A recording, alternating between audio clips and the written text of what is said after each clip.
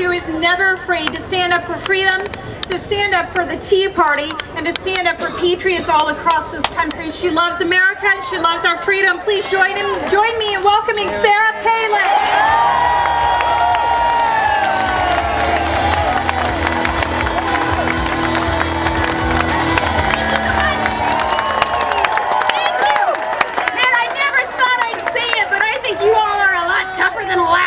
Being able to be out here.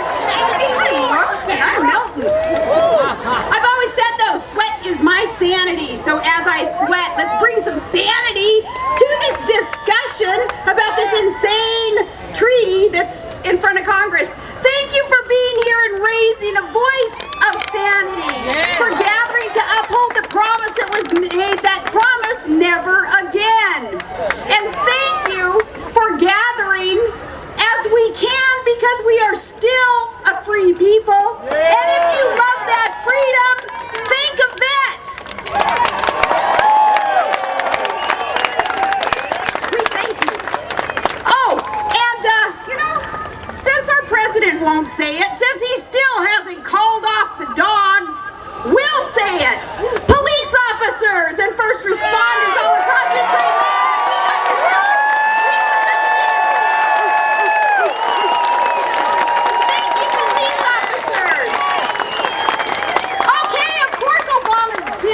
Insane to anyone but Iranian regime sympathizers. It's betrayal of U.S. hostages. He left them behind. It's betrayal of America. He has strengthened our enemy. The whole premise of this thing, it's wrong. We're negotiating with the braggadocious #1 state sponsor of terrorism.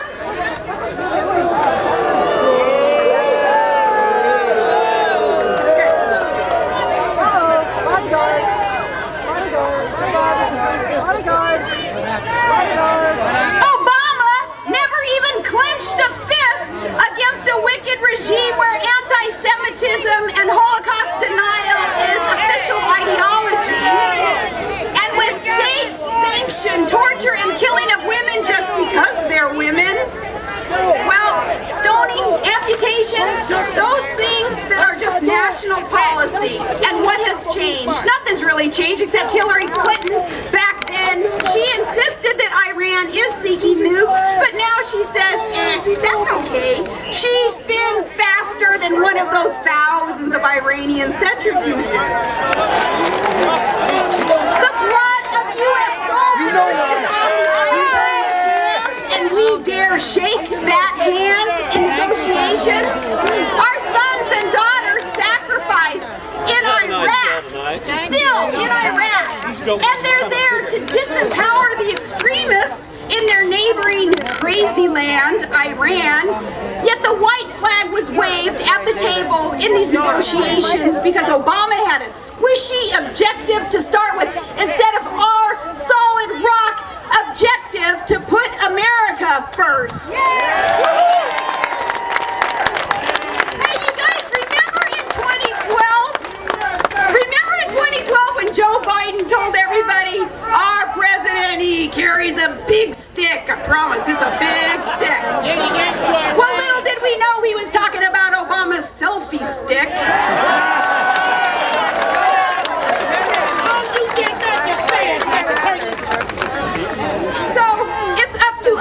To tell the enemy, we win, you lose, just like Ronald Reagan would have told them. Because you gotta think about, again, the premise of this. Why did we ever get to that point of supping with Sharia? It's because Iran was dirty dealing. They were bad actors already accused of hiding their secret nuclear weapons work in their secret facility. Well, we just codified, we left on the table now their ability to hide their secret nuke work in their very same secret facility. They're allowed the #1 thing that wasn't negotiable, and that's unannounced inspections. But now, remember, the enemy comes to kill, steal, and destroy. But now they're going to inspect themselves. Oh, what could go wrong with that? Yeah, don't call us, we'll call you, they say. And that's really good because Obama is standing by with his mighty phone and his mighty pen in case they stretch the truth a little and they start dropping bombs. He'll apologize. Now, only in an Orwellian Obama world full of sprinkly fairy dust blown from atop his unicorn as he's peeking through a really pretty pink kaleidoscope would he ever see victory or safety for America or Israel in this treaty. This treaty will not bring peace. You don't reward terrorism. You kill it.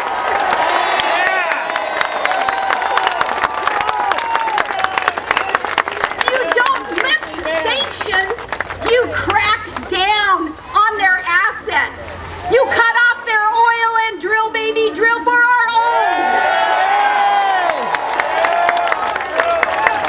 We don't retreat, we reload against any foe daring to test us, and that is what Iran just did. They tested us. So Congress, you gotta kill the deal.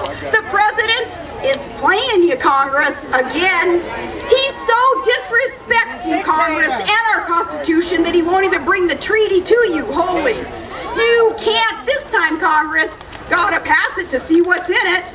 Not this time. The president doesn't trust you, and he doesn't trust us. He doesn't trust Americans to even change our own light bulb of our own choosing.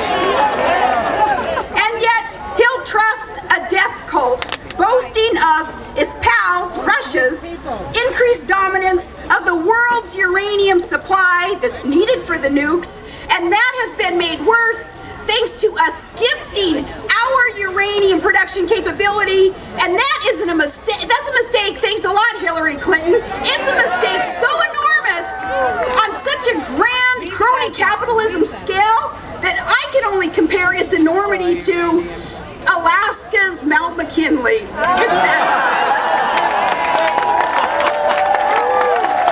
So up there in Alaska, across the way, Russia, you know there's a name for this taking advantage of America? There's a Russian name for that, and it's called Fortochka, and that means Obama's window of opportunity.